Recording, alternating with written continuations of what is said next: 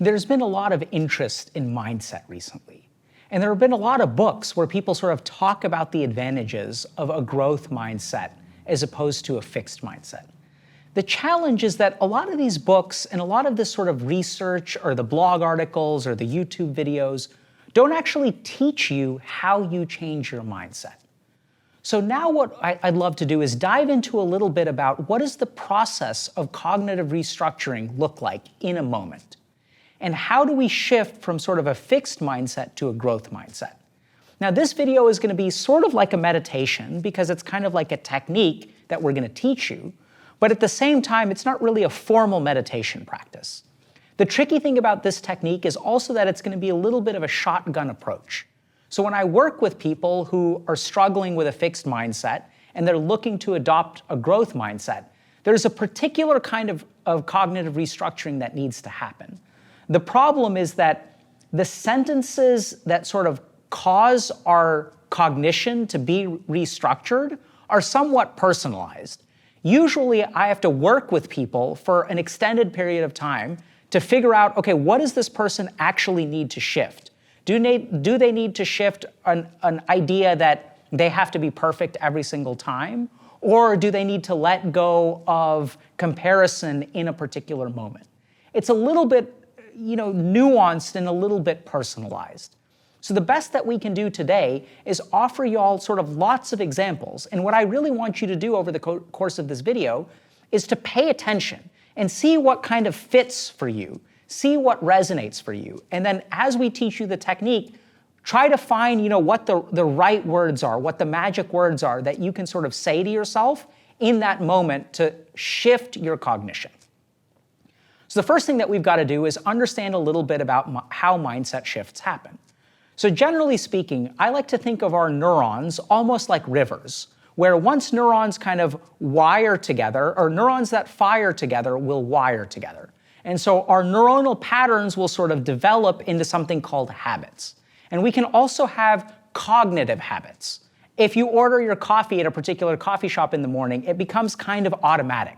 So what you sort of do is trigger almost this AI script in your brain that executes in the same way.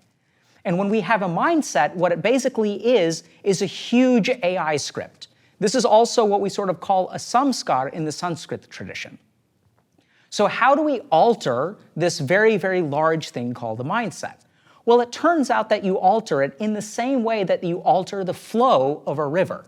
So over time, a river will sort of be flowing in one direction, and because of different kinds of things like erosion and sort of the fact that there's more water flowing over here than over here, you'll kind of chip away at this side and the river will start to bend over time. And our neurons are sort of the same way. If you think a little bit about learning a new language, for example, my brain thinks in English, but as I learn a new language, I have to start to shift it away from English to the new language. And the more that I practice, the more water that goes in that direction, the more my neurons start to change.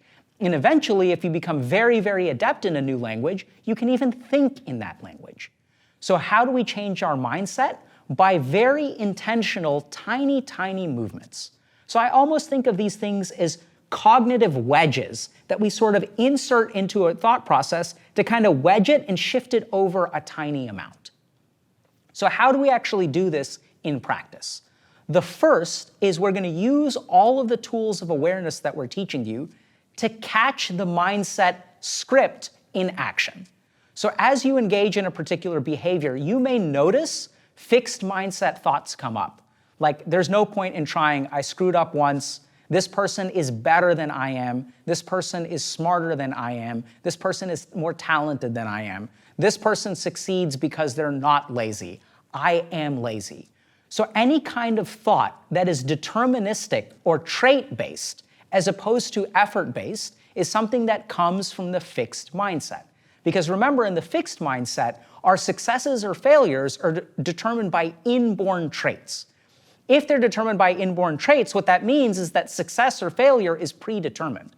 So if I lose a chess match because I'm not smart enough, there's no point in playing again.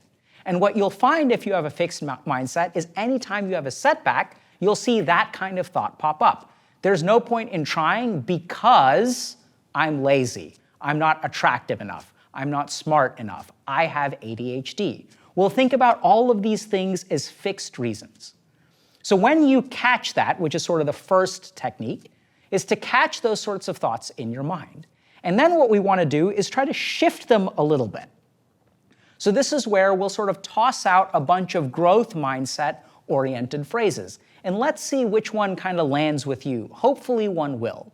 So these are phrases like, no one does it perfect the first time, right? Every failure brings us one step closer to success. Even though I didn't do a good job this time, at least I learned something from it. Will the next time I try it be exactly the same as this time? The more that we sort of ask these kinds of questions, the more that we can kind of nudge things in another direction. There's another aspect of this that's really, really important. So sometimes the way that people interpret this is that if I have a particular fixed mindset thought, I need to tell myself the growth mindset thought. So if I believe that next time will be exactly the same as this time, then what I need to do is I need to force myself and I need to tell myself that no, that's not true. And the funny thing is that's not actually effective. So what we want to do with this kind of mindset shift is we want to say something that we can authentically believe. We don't want to bludgeon our thought process in a different way. We don't want to bully our mind into believing something. Because what will happen when you bully someone into something is they'll pretend like they believe it, right? They'll act in that particular way, but deep down they don't actually believe it.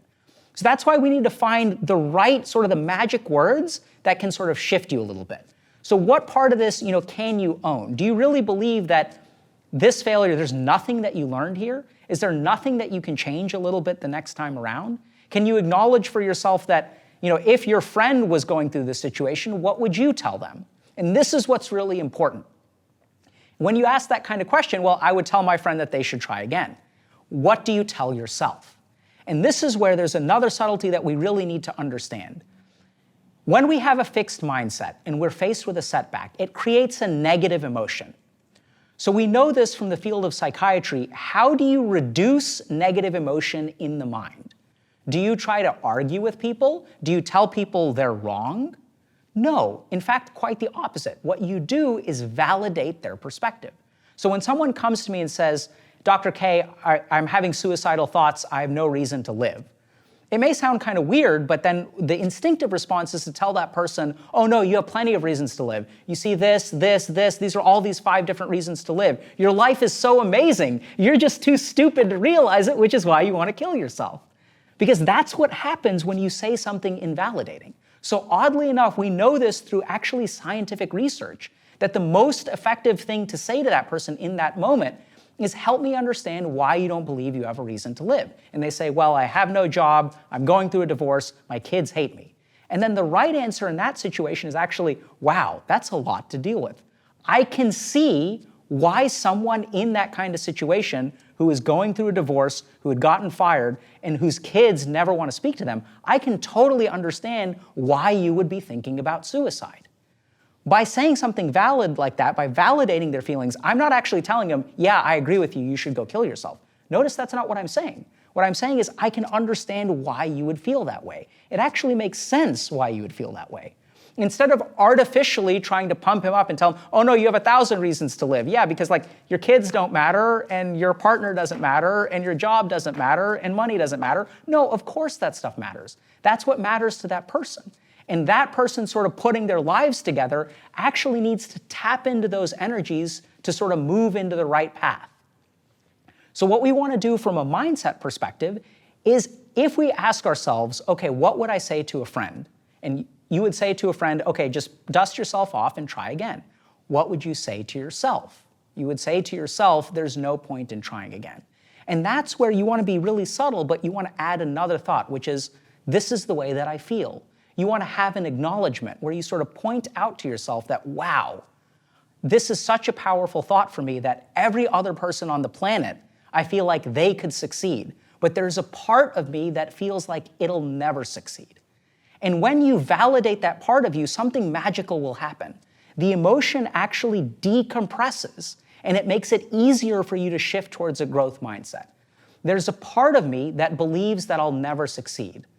And that's okay, because there's also another part of me that recognizes that I'm not really that different, right? If anyone else can practice and get better, I can practice and get better too, but I also acknowledge that there's a part of me that feels so hurt, that is so ashamed of myself, that is so hopeless that it doesn't believe that. And the interesting thing about that is that when you engage in this process, it's not just the magic words, which I encourage you to try to find in terms of what you can authentically say to yourself, but this process of awareness, even if you go through this process and you don't find the magic words, at least what you're doing is disrupting the autopilot of the fixed mindset. Because remember, what happens in the fixed mindset is one thought leads to another, leads to another, leads to another. And so even in that moment, as you gain awareness of this, that becomes kind of like fuzzy. It becomes a little bit of a question mark. It becomes less fixed. And once your neurons become a little bit more malleable, then you'll start to shift in the other direction. So a lot of times the challenge with mindset, and there's been a ton of research, is no one really tells you, okay, like what is the cognitive process of shifting mindset? And the good news is that there is actually almost like a meditation technique that you can do that helps you shift your mindset from a fixed mindset to a growth mindset. And that technique starts with something as simple as catching this mindset in action. Noticing, okay, my mind is doing that thing again where it sort of believes that I'm doomed to failure. Oh, wow, that's really interesting. Then it's sort of seeing, okay, what are the thoughts that I'm telling myself? I'm telling myself that there's no point in trying again because I'm doomed to failure, because I'm lazy or I have ADHD and this other person doesn't. Then the question is trying to find the magic words. And this is where it's going to take a little bit of introspection or a little bit of research to figure out what can you tell yourself in that moment that actually feels authentic. What tiny amount of wiggle room can you give yourself? Well, even though there's a 99% chance I'm going to fail next time, I have to admit to myself that it isn't 100%, right? I learned a little bit from this kind of thing. So try to find whatever tiny wedge you can and sort of insert it into the thought process. One thing to be kind of careful about is that a lot of people will sort of try to kind of shove that wedge in there almost like a crowbar instead of a wedge and really like smash their mindset open. And they'll bully their mind by sort of channeling these positive thoughts. The problem with that is when you sort of overdo it that way, when it's not authentic, when you bully yourself, it actually has the opposite effect. And this is why so many people are stuck, because they know that, okay, these are the thoughts of a growth mindset, so I'm going to force myself to think that. And all they end up doing is bullying their mind, which ends up lashing back out at you. So you want to be as validating as possible. You want to acknowledge to myself, wow, there's really a part of my mind that believes that no matter how hard I try, I'll never succeed. That's absolutely insane. I can't believe that I am so hurt and so traumatized that I actually believe that. And I clearly know that's not 100% the case. And so as you're a little bit more validating, the negative emotion will sort of decrease. And remember, what sort of holds you back in the fixed mindset is that experience of negative emotion, that fear of destined failure. And if you're destined to fail, why would you ever try?